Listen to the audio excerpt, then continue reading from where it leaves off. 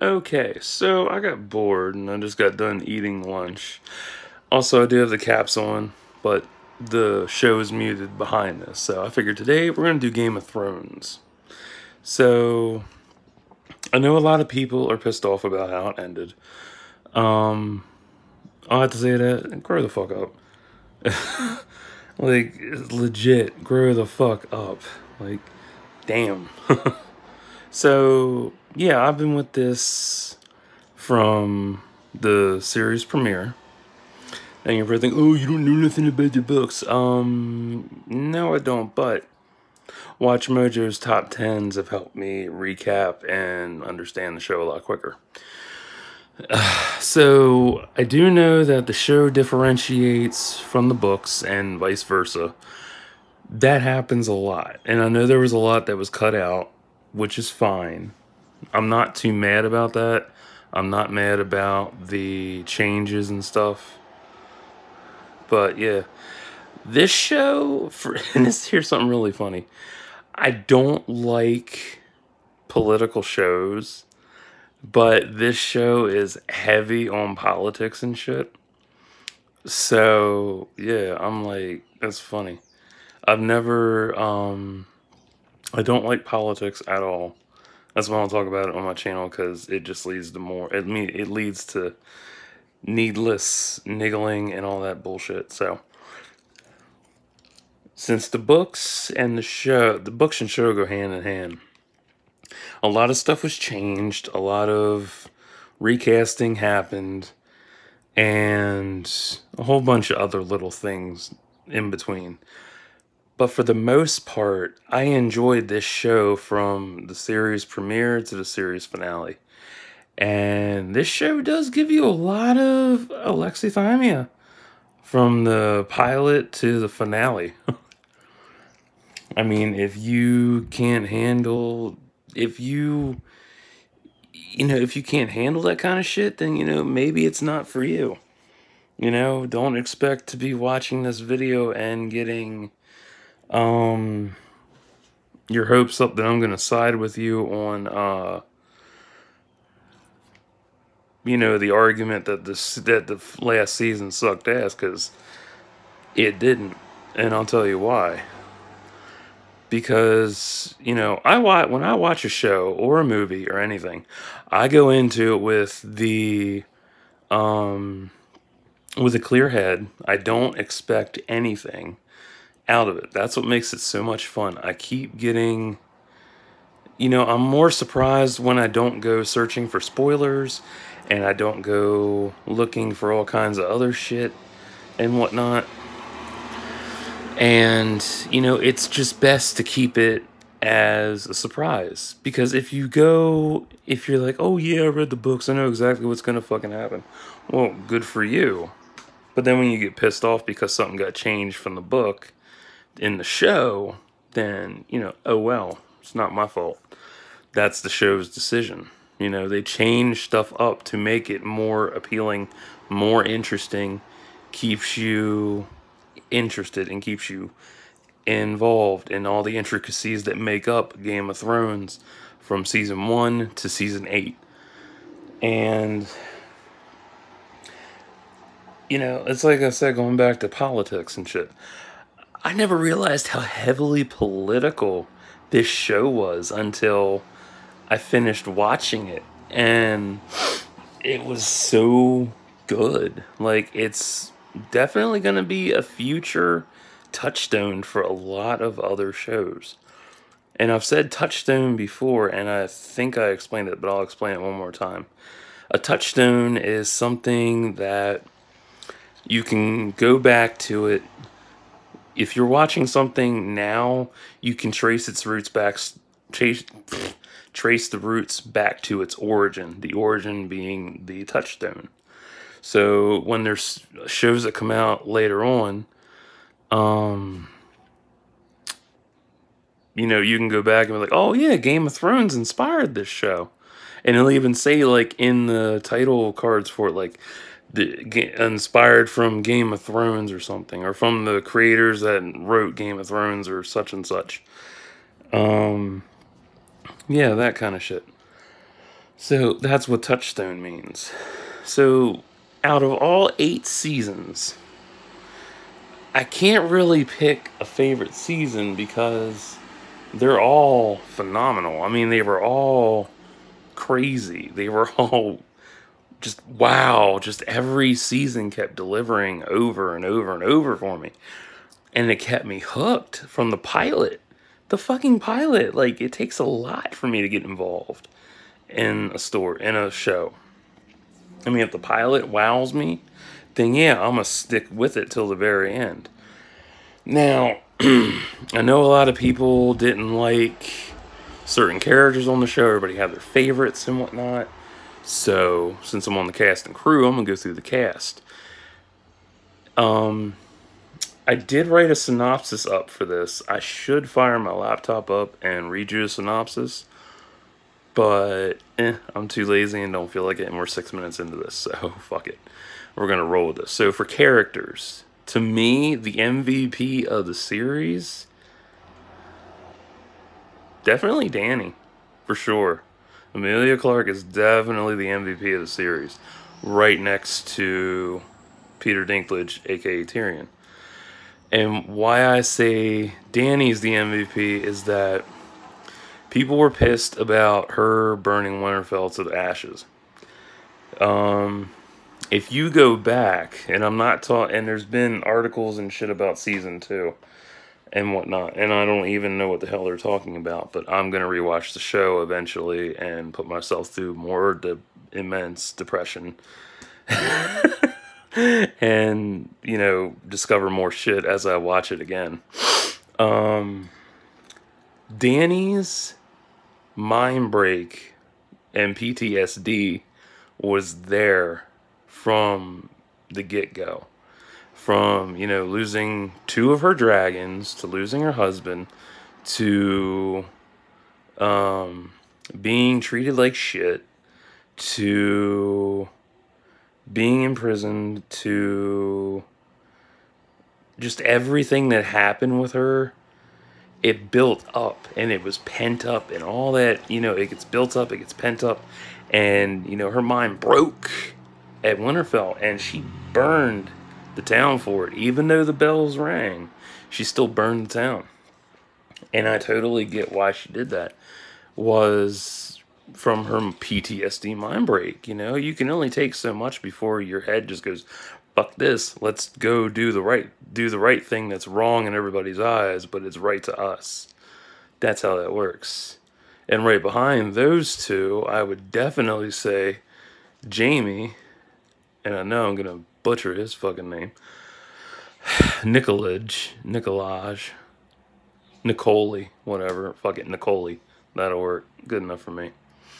Jaime and Cersei, like, for one of the bigger things is that a lot of shows have tried in the past, and in comics as well, to do the incest storyline. And a lot of people don't like incest, and a lot of people like it because it's a fun factor and all that good shit. For me, it's an alternative. Like, I get so sick and tired of the, oh, he loves me, oh, they love me, blah, blah, blah.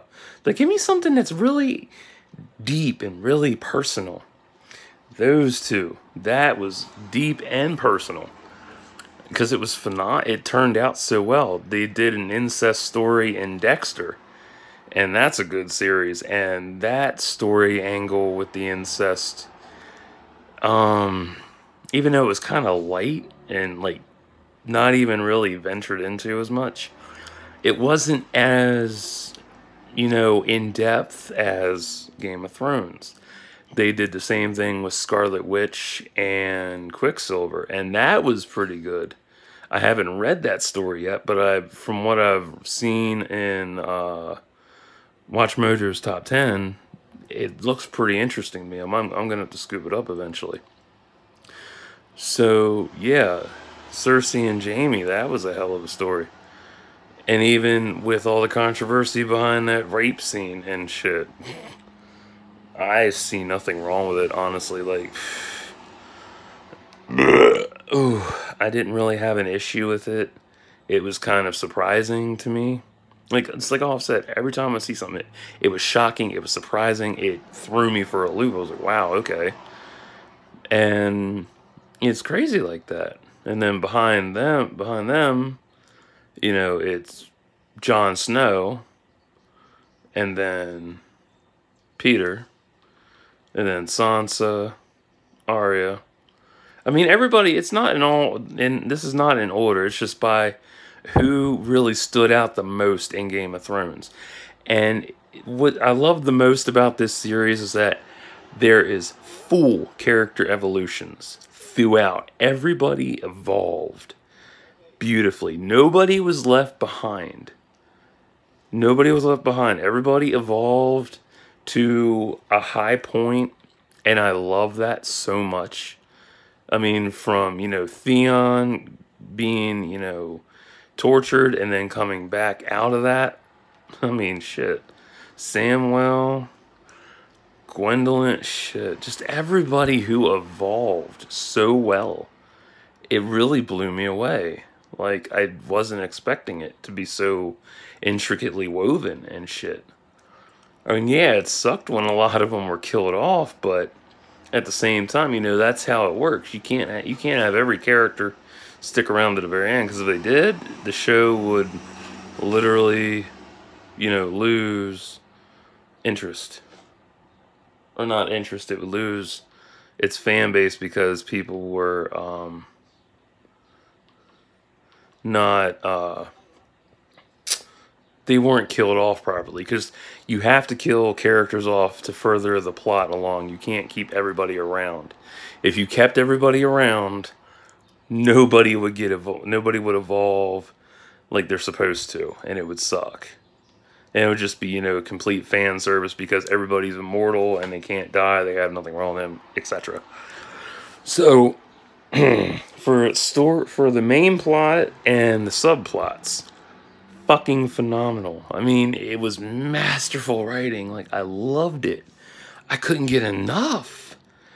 I mean, you have so much in-depthness that you want more.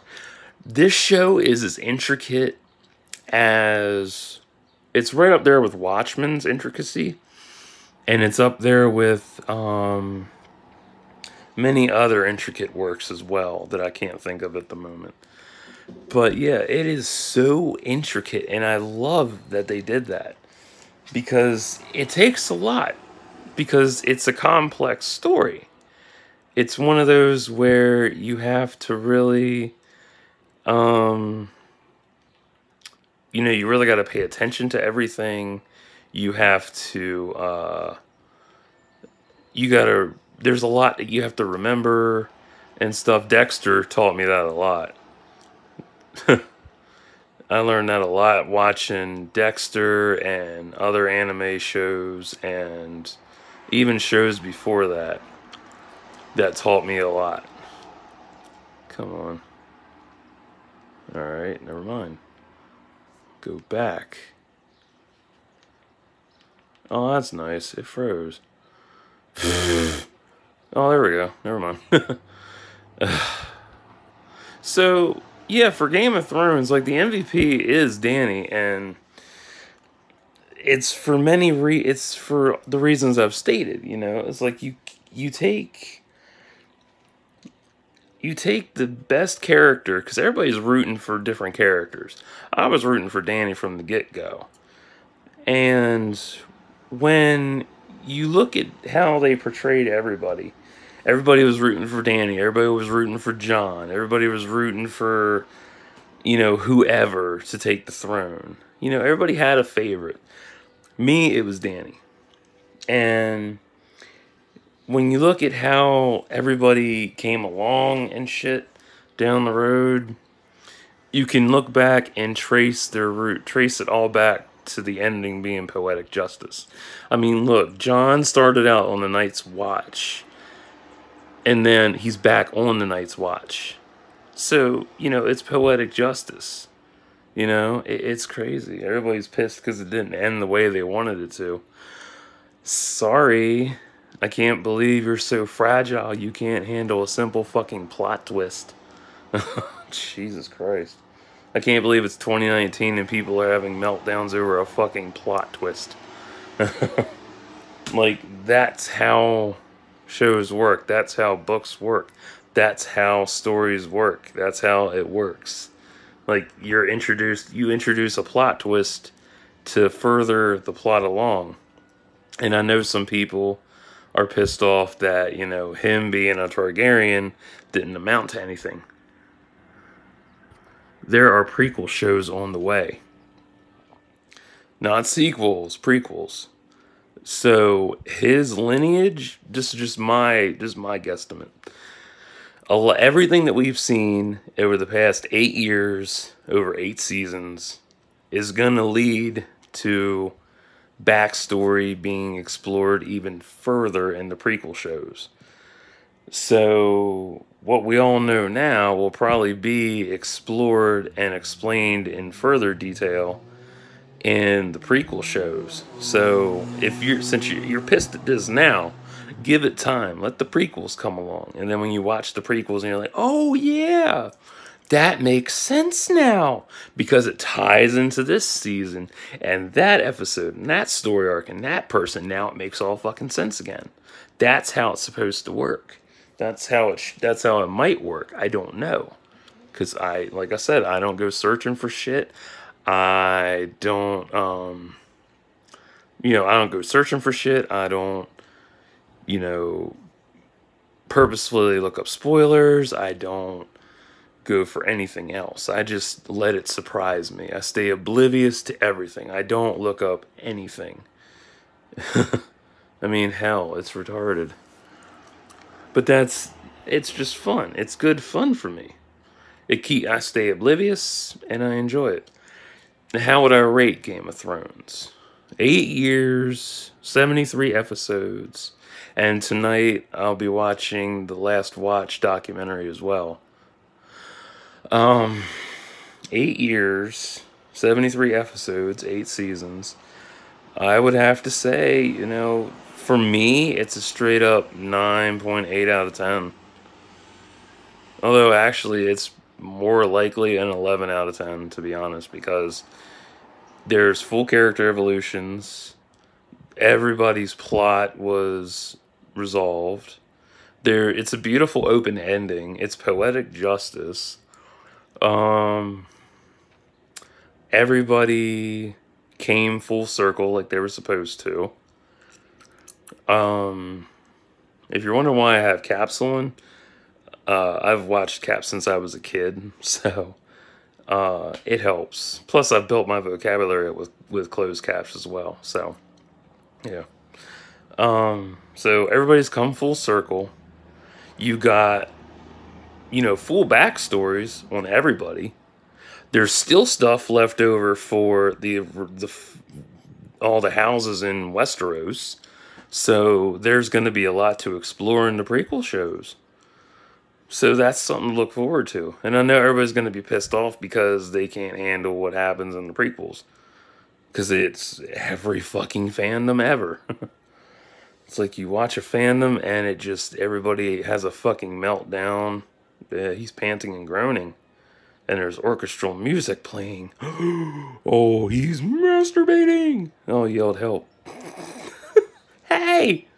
Who's honking that horn? Man shouting. Anyway, I'm getting off track. So this was a great ensemble cast that barely... What I love about this is the ensemble cast. Everybody stayed. Well, not everybody stayed. Most of them stayed. Hey, no. Bad screensaver. Ugh, dickhead. Most of them stayed. Because you know how it is. When you watch a show and you're like 2 or 3 seasons in, and say 2 or 3 of the main cast leave because they had a disagreement and they had to recast them, the show starts to suck. With this, the main cast actually stayed for the whole series for the most part until they were killed off eventually. So that was nice. Would I recommend this to friends? Yeah, me and my friends have watched this for 8 solid years. You know, ups and downs, highs and lows, the depression, the sadness, the tears. Oh man, I'm still, you know, sad and hurting over that because, you know, I hate that it's off the air, but you know, I can rewatch it whenever the fuck I want. So it's never really off the air, but it's off the air for good now. But you can still watch it on demand, which is nice. So yeah. Would I recommend it to you? Well, I don't know. If you're the type that gets easily offended by a goddamn plot twist, you're a pussy. And you need help. I still can't believe there's actual counseling websites for people who can't handle Game of Thrones ending. That's funny. Like, if you are easily triggered by this show, yeah, this is not for you. If you don't like heavily political shows, definitely not for you. If you do, this is for you. If you like deep, intricate characters and plots and subplots, this is a good series for you to start with. Let's see. If you don't like incest, this is definitely not for you. Oh, if you enjoy incest and watch it on any of the porn sites such as Xvideos, XNXX, Pornhub, Incest Flicks, Hentai Haven, yeah, that's back. Xvideos, any of those, but you like seeing it on HBO more, this is definitely for you. Let's see, what else? If you don't like how the females were treated on here, this is definitely not for you. Me personally, I didn't have a problem with how they were treated. I don't overanalyze a show. I really, really don't. Because overanalyzing leads to you not liking the show and hating yourself for it. Because you're like, oh, this show sucks. That's not right. You know, it's like, just enjoy it. Don't overanalyze it. You know, it is just a show. Even though it's part of your life, it's still just a show. And you shouldn't get so angry about it. You shouldn't be so upset about it, you know? It's like, shit happens to your favorite characters. That's a given. Like, damn. If you don't like complex storylines, this is definitely not for you. Oh, I need my remote. Oof. Let's see. Whoops, my bad. Oh, wait, no, that's what I wanted. If you don't like any of the cast members, definitely not for you. I mean, seriously, like, if you don't like any of them at all, yeah, they're not. This is not a show for you. If you don't like HBO originals, definitely not for you. There's just, it's a lot. If you have to complain about every little fucking thing because you're a whiny crybaby, not for you. If you didn't like how the story turned out, definitely not for you. If you have read the books and you stand by the books and won't watch the show, definitely not for you. If you are the opposite of that, this is for you. I mean, I know how you feel because I brought it up twice, and I'll bring it up a third time. Attack of the Clones. The book was different from the movie. Every book, I'm gonna do a rant video on this eventually about books versus movies, so everybody understands. Because a lot of people don't get that, and it's not really brought up as much as it should be. So I'm gonna bring it up. So for Game of Thrones, I am anxious. I'm super anxious for the prequels. I want to know what's going to happen. You know, I'm patiently waiting. I'm not going to sit here and bitch and moan about how it's like, it's so many years before it's going to happen.